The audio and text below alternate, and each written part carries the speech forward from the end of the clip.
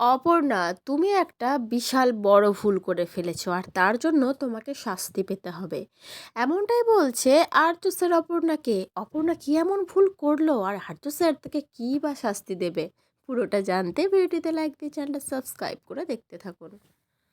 চিরদিনই তুমি যে আমার সিরিয়ালের আগামী পর্বে আমরা দেখতে পাবো অপর্ণা নিজে হাতে রান্না করে তার প্রিয় আর্য স্যারের জন্য। আর আর্য স্যার সেই রান্নাটা খেয়ে তো মনে মনে বিশাল খুশি হয়, মনে মনে প্রশংসা করে, কিন্তু মুখে সেটা বলে না। মনে মনে ভাবতে থাকে একদম আমার মায়ের হাতের রান্নার মতো টেস্ট হয়েছে, মনে হচ্ছে মায়ের বানানো খাবার খাচ্ছি আমি। অপর্ণার রান্নার হাত কিন্তু সত্যিই দারুণ। আর মুখে মুচকি হাসছে। তারপরে আর্য স্যার ঘরে আসলে অপর্ণা তাকে জিজ্ঞেস করে কেমন হয়েছে স্যার রান্নাটা। তখন আর্য স্যার বলে হুম, এরকম বলে চুপ করে থাকে। আর এতে অপর্ণা প্রচণ্ড ভয় পেয়ে যায়। বলতে থাকে আপনার পছন্দ বা অপছন্দ কোনোটাই আমি বুঝতে পারছি না স্যার, আমি তেমন করে জানিও না মনে হচ্ছে এখন। আর এই কথাটা শুনে আর্য স্যার অপর্ণার হাত টেনে ধরে আর বলতে থাকে এর জন্য তোমাকে শাস্তি পেতে হবে অপর্ণা।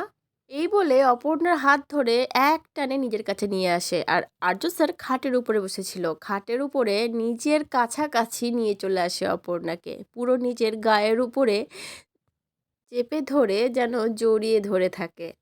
অপর্ণা তখন বলে কি শাস্তি দেবেন বলছিলেন বলুন।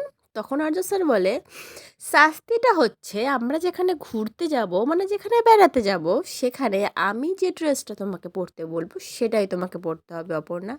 আর আর্য স্যারের মুখে এরকম কথা শুনে অপর্ণা তো পুরো লজ্জায় লাল হয়ে যায়, হাসতে থাকে মুচকি মুচকি।